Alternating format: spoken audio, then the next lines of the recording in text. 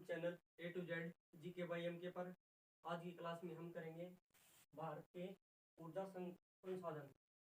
ठीक है भाई, पिछली क्लास में हमने की थी भी ऊर्जा संसाधन क्या है और पवन ऊर्जा के बारे में पढ़ा था और कोयला। ठीक है, कोयले का उत्पादन सबसे ज्यादा कहाँ होता है, कोयला किस प्रयोग में आता है, ये पिछली क्लास में किया था। अब और थोड़ा पढ़ेंगे हम कोयले के बारे में। तो पहला पॉइंट अभी कोयला। अब डालते हैं कोयला। ठीक है भाई, पिछली क्लास में भी हमने कोयला किया था, कोयला कंप्लीट नहीं हुआ था, कोयले का कुछ पार्ट रह गया, वो अब कवर करते हैं। तो कोयला क्या होता है भाई, कोयला एक कार्बनिक पदार्थ है, एक कार्बनिक पदार्थ है भी। ठीक है भाई, कोयला एक कार्बनिक पदार्थ है। जलने पर यह धुआं उत्पन्न करता है, जलने पर बहुत ज्यादा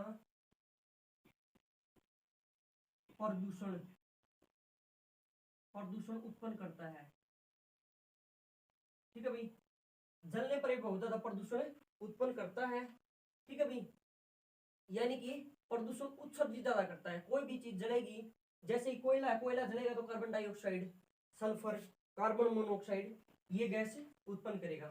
ठीक है भाई, एक मुख्य कारण क्या अभी कोयला जलने पर क्या होता है, ग्रीन हाउस इफेक्ट होता है, यानी कि ग्लोबल वार्मिंग बढ़ती है। ग्लोबल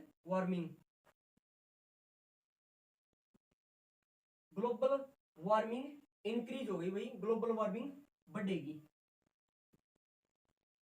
ग्लोबल वार्मिंग बढ़ेगी तो गर्मी ज्यादा बढ़ेगी, गर्मी बढ़ेगी तो क्या होगा भाई, गर्मी का प्रभाव हमारे यहाँ देखने को बहुत कम मिलेगा। इसका प्रभाव हमें कहाँ देखने मिलेगा अभी, ग्लेशियर क्षेत्र में।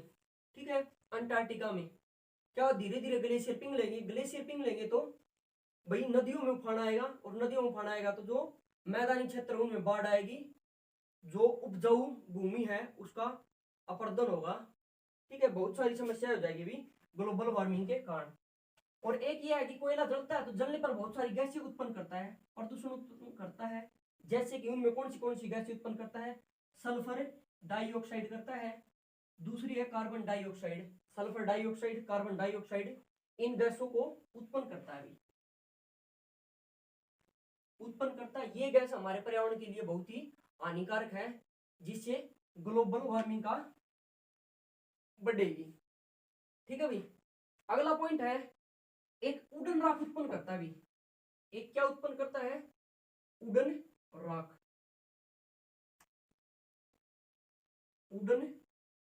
उत्पन्न करता है भी। उड़न राख उत्पन्न करता है, इसका मुख्य कारण क्या होगा भाई, इससे मुख्य हानि हमारे फेफड़ों को पहुंचेगी। ठीक है भाई, उड़न राख से फेफड़े प्रभावित हो गई भी, फेफड़े प्रभावित हो गए भी। ठीक है, जिससे भी कैंसर कैंसर कह रहा हूं, फेफड़ों से संबंधित समस्या उत्पन्न हो जाएगी। अगला पॉइंट है भी कोयला है। एक कोयले का उपयोग किस चीज के लिए किया जाता है भी, बिजली को उत्पन्न करने के लिए किया जाता है। ठीक है, तापीय संयंत्रों में क्या किया जाता है, कोयला का उपयोग किया जाता है, और जिससे विद्युत उत्पन्न की जाती है। अगला है इसका उपयोग बिजली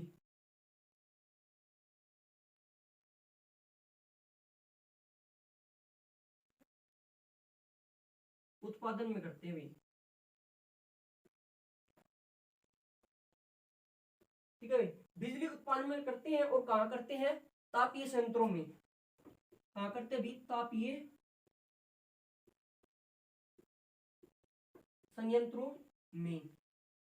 इन तापीय संयंत्रों से हमें कितने प्रतिशत बिजली उत्पन्न होती हुई, 58% बिजली का उत्पादन कहां से होता है, तापीय संयंत्रों से 58% ऊर्जा उत्पन्न करते हैं। जैसे कि अगर हमें 100 यूनिट बिजली चाहिए भी, ठीक है, तो 58% कहां से प्राप्त होगी, ये होगी भाई हमें तापीय संयंत्रों से। बाकी भी बांध बनाकर विद्युत धारा उत्पन्न की जाती है, और पवन चक्की से अलग अलग तरीकों से विद्युत धारा उत्पन्न की जाती है। ठीक है। और हमारे देश में कोयला जितनी हमें जरूरत है उसका कितना प्रतिशत कोयला हमारे देश में उत्पन्न होता है अभी? 20%। 20% कोयला, ठीक है भाई। जो 20% कोयला है हमारी जरूरत का, सुनो, जैसे कहने का मतलब क्या, अगर हमें 100 किलो कोयला चाहिए तो 100 किलो कोयले से में से 80 किलो कोयला तो हमें हमारे देश से मिल जाएगा, लेकिन 20 किलो कोयला हमें बाहर से मंगाना पड़ेगा। ठीक है भाई, 80 किलो कोयले की पूर्ति तो हमारे देश से हो जाएगी। ठीक है, कुल 20 किलो यानी कि 20% कोयला हमें चीन व यूएसए से मंगाना पड़ेगा अभी। चीन व यूएसए से क्या करना पड़ता है अभी? आयो निर्यात करना पड़ता है, यानी कि मंगाना पड़ता है। और हमारे देश में कितने प्रतिशत कोयला का उत्पादन होता है? हमारी आवश्यकता के अनुसार 80% कोयला कहाँ उत्पन्न होता है अभी? भारत में। ठीक है भाई, हमारी जरूरत का 80% कोयला भारत में उत्पन्न होता है। 20% कोयला चीन व यूएसए से मंगाया जाता है। कोयला का उपयोग किया जाता है बिजली बनाने में, तापीय संयंत्रों में। तापीय संयंत्रों में कितने प्रतिशत है? 58% विद्युत उत्पन्न की जाती है हमारी आवश्यकता की। और बाकी रह गई वो किससे उत्पन्न की जाती है भी? अलग अलग तरीकों से, जिस प्रकार की बांध बनाकर, ठीक है, पवन चक्की से। और कोयले जलाने से मुख्य क्या होता है भी? ग्लोबल वार्मिंग बढ़ती है। ग्लोबल वार्मिंग बढ़ेगी तो उससे जो ग्लेशियर है धीरे धीरे पिघलेंगे। ग्लेशियर पिघलेंगे तो क्या हुआ? नदियों में उफान आएगा और मैदानी इलाकों में बाढ़ आएगी। मैदानी इलाकों में बाढ़ आएगी तो जो कृषि योग्य भूमि है उसकी अपर्दन हो जाएगा। ठीक है, और जिससे भाई सूखा पड़ने की संभावना भी होती है। जलने पर बहुत सारी गैसें उत्पन्न करती है, जैसे कि कार्बन डाइऑक्साइड, सल्फर डाइऑक्साइड, ये गैसें उत्पन्न करती है भी। ठीक है, और कोयला किन किन राज्यों से प्राप्त होता है भी हमें? कोयला छत्तीसगढ़, एक तो छत्तीसगढ़ से कोयला प्राप्त होता भी। ठीक है, झारखंड, अगला है उड़ीसा। ठीक है, छत्तीसगढ़, झारखंड, उड़ीसा और मध्य प्रदेश, यहां से क्या होता है भी? हमें कोयला प्राप्त होता है। ठीक है भाई, अब देखो हो गया। अब अगला पॉइंट डाल लो भाई, भारत में कोयला संकट। अब पीछे भी देखा होगा कि भारत में कोयले का संकट आ गया था, जिससे क्या हुआ भाई? बिजली की कटौती होने लगी थी भी। भारत में कोयला संकट, राइट डाउन भाई भाई, कोई नहीं। देखो, भारत में कोयला संकट, तो पहला पॉइंट यह है कि भारत में कोयले का संकट किस प्रकार उत्पन्न होता है।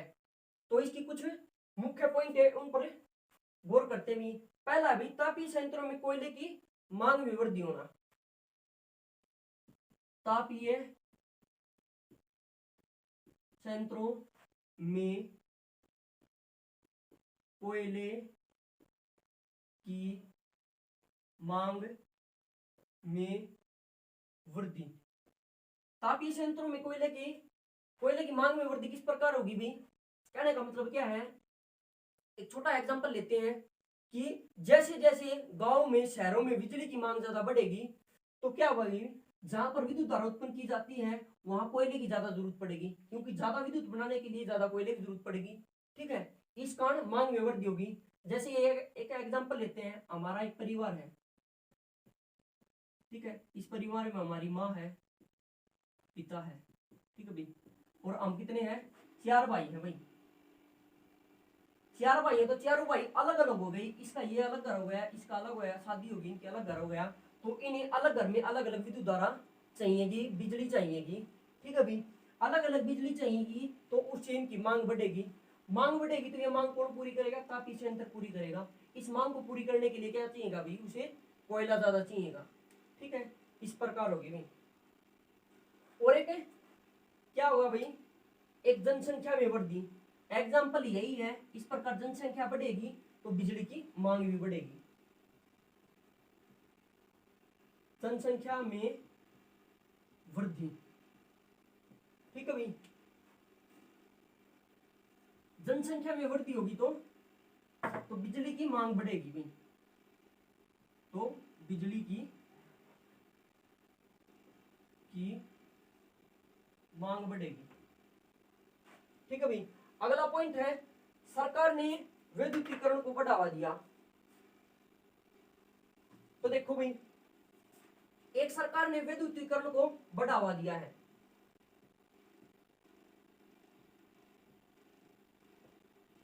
को बढ़ावा कहने का मतलब क्या, सरकार ने विद्युतीकरण को बढ़ावा दिया, जिस प्रकार की हर घर में बिजली पहुंचाना, सरकार ने योजना चला दी भी, हर घर बिजली, ठीक है। अगर किसी गांव को या किसी शहर को एक दिन में 12 घंटे बिजली मिलती थी, अगर 12 घंटे बिजली मिलती थी और सरकार ने योजना चला दी भी इस शहर को 20 घंटे बिजली दी जाएगी, तो क्या हुआ, 8 घंटे बढ़ गए। इन 8 घंटों की पूर्ति करने के लिए क्या होगा भी, ज्यादा बिजली उत्पन्न करनी पड़ेगी, जिससे क्या होगा भी, कोयले की मांग बढ़ेगी और कोयले की जरूरत पड़ेगी कहां पर, तापीय संयंत्रों में। हो गया। और एक है रेलवे का विद्युतीकरण का, रेलवे का विद्युतीकरण। जैसा कि आप जानते हैं कि पहले क्या होता था, रेलवे है जो डीजल से चलती थी या कोयले से चलती थी, लेकिन सरकार आज किस चीज पर जोर दे रही है भी, रेलवे का विद्युतीकरण पर जोर दे रही है। इसमें बिजली की ज्यादा खपत होगी, तो बिजली की ज्यादा खपत होगी तो उस बिजली कहीं से भी हमें उत्पन्न तो करनी पड़ेगी, तो तापीय संयंत्रों में हमें कोयले की जरूरत पड़ेगी। इस प्रकार कोयला संकट उत्पन्न होता है। अगला है वर्षा के कारण।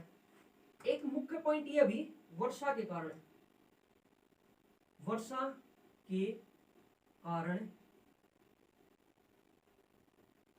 खदानों, वर्षा के कारण खदानों से उत्पादन कम होना, से उत्पादन में कमी। वर्षा के कारण खदानों में उत्पादन में कमी कहने का मतलब क्या है, जहां जिन खदानों से कोयला निकालती थी वहां क्या हो गया भाई, धीरे धीरे अपने वातावरण में चेंजिंग हो रही है, ठीक है, जलवायु परिवर्तन हो रहा है। जलवायु परिवर्तन हो रहा है तो क्या होता है, वर्षा है वो अलग समय पर आ जाती है। जैसे कि वर्षा स्टार्ट होती है जून में, ठीक है, धीरे धीरे जलवायु परिवर्तन हो रहा है तो क्या होता है, कभी कभी जून से पहले भी आ जाती है। और जहां से हम कोयला निकालते हैं वहां बारिश ज्यादा होगी और जिससे कोयला गीला हो जाएगा और उसका पूर्ण रूप से हम उत्पादन नहीं कर पाएंगे, पूर्ण रूप से खदानों से निकाल नहीं पाएंगे अच्छी तरह से, तो यहाँ भी कोयले की कमी दर्शाई गई भी, ठीक है। एक मुख्य कारण है भी कोविड के कारण, कोविड के कारण अंतरराष्ट्रीय बाजार में महंगाई, अंतरराष्ट्रीय बाजार में महंगाई कहने का मतलब क्या है, जब कोविड आया हुआ था तो अंतरराष्ट्रीय बाजार में महंगाई हुई थी। तो एक समझने का छोटा एग्जांपल लेके समझते हैं। अगर कोयला 10 रुपए किलो है, 10 रुपए का 1 केजी आता है, ठीक है, कोविड के कारण क्या हुआ, खदानों से कम कोयला निकाला गया, ठीक है, लोग बाहर कम निकले, तो क्या होगा, अगर किसी चीज का उत्पादन कम होगा तो वो चीज महंगी होगी, तो वो हमें 15 रुपए में 1 किलो कोयला मिलेगा, ठीक है, जिससे क्या होगा भाई, हम उस चीज की खपत कम करेंगे। तो अंतरराष्ट्रीय बाजारों में कोविड के कारण महंगाई हो गई। अगर किसी देश से हम 100 किलो कोयला मंगाते थे तो महंगाई के कारण हम कितना मंगाएंगे, वहां से 80 किलो। एक मुख्य कारण यह था कोयला संकट का भारत में, ठीक है भाई, नोट करो इन्हें एक बार।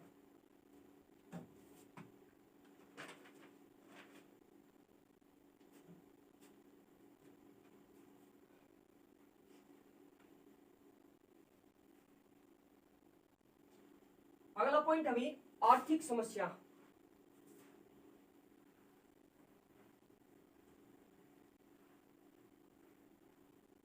अगला पॉइंट है आर्थिक समस्या, यानी कि धन की समस्या, रुपयों की समस्या। ठीक है भाई, एक समझने का देखो भी, एक वो बना के समझते हैं, एक डायग्राम है छोटा। हाँ ठीक है, जैसा कि कोयला उत्पादन,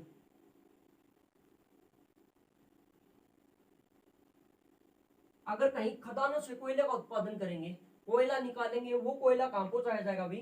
पावर हाउस में कोयला पहुंचाया जाएगा। पावर हाउस, पावर हाउस में कोयला पहुंचाया जाएगा। इस पावर हाउस से क्या बनाई जाएगी? बिजली उत्पन्न कर कर कहां पहुंचाई जाएगी भी? किसे दी जाएगी? जो सरकारी कंपनी है, जिस प्रकार की डी दक्षिण हरियाणा बिजली वितरण निगम है, ठीक है, इस प्रकार बिजली अलग अलग क्षेत्रों में पहुंचाई जाएगी, डिवाइड कर कर। ठीक है भी, सरकारी कंपनियों को दी जाएगी भी। ये सरकारी कंपनी क्या करेगी? इस बिजली को घर घर तक पहुंचाएगी भी, घर घर बिजली पहुंचाएगी। ठीक है, खदानों से कोयला उत्पन्न किया जाएगा, वो कोयला कहां पहुंचाया जाएगा? कोयला पहुंचाया जाएगा पावर हाउस में, पावर हाउस से विद्युत उत्पन्न की जाएगी। वो बिजली जो उत्पन्न की वो सरकारी कंपनियों को दी जाएगी, वो सरकारी कंपनी घर घर बिजली पहुंचाएगी। किस प्रकार? मीटर, यानी कि मीटर लगाकर, एक मीटर लगा दिया भी, ठीक है, अगर भाई इस घर में कितनी बिजली की खपत हुई है उसका डाटा इस हिसाब से होगा। ठीक है, तो क्या हुआ अभी? आर्थिक समस्या इस प्रकार उत्पन्न होगी, अगर इस घर में बिजली पहुंची, इन घरों में बिजली पहुंची है, अगर इसका एक महीने का बिल आया है 1000 रुपए, ठीक है, एक महीने का 1000 रुपए बिल आया है, इसने बिल पे नहीं किया, ठीक है, इसका बिल हो गया भाई 10 महीनों का हो गया, तो कितना अभी? 1 लाख रुपए हो गया अभी, 1 लाख रुपए हो गया। 1 लाख रुपए बिल हो गया, तो ये बिल किसे पे नहीं करेंगे? सरकारी कंपनियों को बिल पे नहीं करेंगे, तो घाटा किसे होगा यहाँ पर? सरकारी कंपनी को। ठीक है, सरकारी कंपनी को घाटा हुआ, सरकारी कंपनी पावर हाउस से बिजली देती है भी, तो ये सरकारी कंपनी किसे पे नहीं करेगी भी? बिजली, बिजली का बिल पावर हाउस वाले को, तो यहाँ पर पावर हाउस को भी घाटा होगा। ठीक है, पावर हाउस वाले कोयला कहां से खरीदते हैं? कोयला खदानों से कोयला खरीदते हैं, जब भी कोयला निकाला जाता है। अगर ये इसे पे नहीं करेंगे, पैसे नहीं देंगे, तो क्या होगा भाई? इसे भी यहाँ पर घाटा होगा, जिससे क्या होगा? कोयले का उत्पादन करेंगे ये कम। ठीक है, कहने का मतलब क्या है? जो यहाँ से कोयला निकालते हुए कहेंगे भी पहले का जो पैसा है वो दो, फिर आपको आगे कोयला दिया जाएगा। इस कारण आर्थिक समस्याएं उत्पन्न हो जाती है भी। ठीक है, अगर इन संकटों को देखते हुए अब हमें क्या करना पड़ेगा भी? नए नए विकल्प खोजने पड़ेंगे। ठीक है, जिस प्रकार की नए विकल्प क्या है? पवन ऊर्जा, ठीक है, सौर ऊर्जा, इन विकल्पों पर कार्य करना पड़ेगा। तो अब देखो विकल्प कौन कौन से है, इनकी जगह हम क्या होगा भी? कोयला है, प्राकृतिक है, प्राकृतिक संसाधन है, ये कभी ना कभी तो समाप्त होंगे, तो हमें इनकी जगह पर ऊर्जा की पूर्ति के लिए कोई नया विकल्प ढूंढना पड़ेगा। तो अब देखते हैं भी वो विकल्प कौन से है।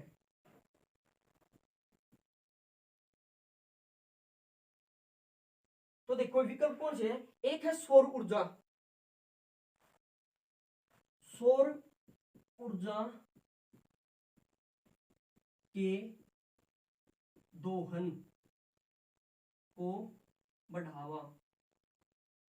ठीक है भी, हमें सौर ऊर्जा को बढ़ावा देना चाहिए। हर घर में सरकार को योजना चलानी चाहिए, हर घर में जो सोलर पैनल है उनको बढ़ावा देना चाहिए, हर घर में सोलर पैनल होनी चाहिए और नई नई स्कीमें लगानी चाहिए भी। ठीक है, अगला भी पवन ऊर्जा को बढ़ावा देना, अगला है पवन ऊर्जा को बढ़ावा देना।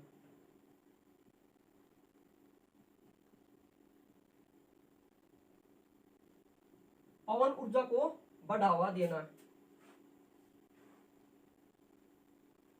ठीक है भाई, सरकार को क्या करना चाहिए? पवन ऊर्जा को बढ़ावा देना चाहिए। जो तटीय क्षेत्र है वहां पर हमें क्या लगानी चाहिए? पवन चक्की लगानी चाहिए, जिससे क्या होगा? विद्युत धारा उत्पन्न की जा सके, क्योंकि जो हवा है वो तो समाप्त होगी नहीं। ठीक है, नवीनीकरणीय स्रोत है, एक प्रकार से नवीनीकरणीय है, हवा चलती रहेगी और हम विद्युत उत्पन्न करते रहेंगे, हमारी ऊर्जा की जो जरूरतें हैं। अगला भी जैविक ईंधन का उपयोग।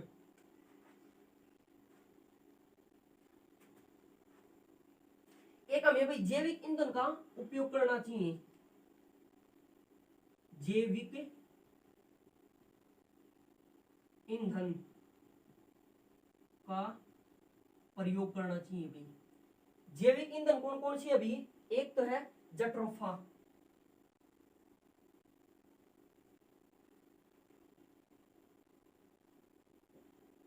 जट्रोफा नामक एक पौधा होता है भाई, जिससे क्या होता है भाई, डीजल बनाया जाता है भाई। ठीक है भाई, इससे क्या बनेगा, डीजल।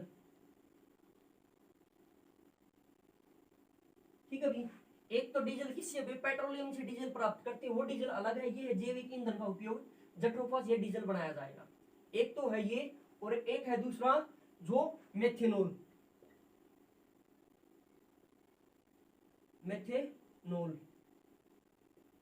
ठीक है भाई, मेथेनॉल, मेथेनॉल बनाने के लिए क्या करना पड़ेगा, मक्का की खेती ज्यादा करनी पड़ेगी, मक्का की कृषि पर जोर देना पड़ेगा। ठीक है, जैविक ईंधन का उपयोग किस प्रकार किया जाएगा, मेथेनॉल, जो आजकल हम मेथेनॉल पर काम कर रहे हैं आज सरकार, तो मक्का से बनाया जाता है भी मेथेनॉल, तो हमें मक्का, जो मक्का है उसका ज्यादा उत्पादन करना पड़ेगा अभी। ठीक है, और एक ज्वारीय ऊर्जा को वृद्धि देनी पड़ेगी भी, ज्वारीय,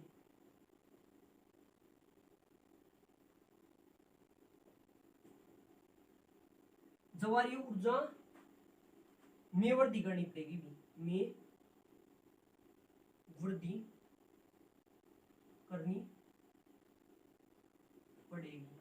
ठीक है भी, ये नए विकल्प है, इन पर जोर देना पड़ेगा भी। पवन ऊर्जा है, इसको बढ़ावा देना पड़ेगा, जैविक ईंधन को बढ़ावा देना पड़ेगा, और ज्वारीय ऊर्जा को बढ़ावा देना पड़ेगा, और सौर ऊर्जा के दोहन को बढ़ावा देना पड़ेगा। ये नवीनीकरण विकल्प है भैया हमारे पास। ठीक है, तो हमने पवन ऊर्जा के बारे में तो पिछली क्लास में पढ़ लिया है, तो कल की क्लास में हम पढ़ेंगे सौर ऊर्जा।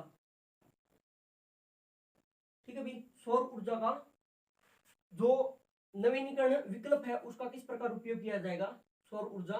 ठीक है भाई, कौन कौन सी सरकार ने योजनाएं चलाई हुई है, इनके बारे में पढ़ेंगे हम कल। तो आज की क्लास हमारी यहीं समाप्त होती है। धन्यवाद, आपका दिन शुभ हो। जय हिंद, जय भारत।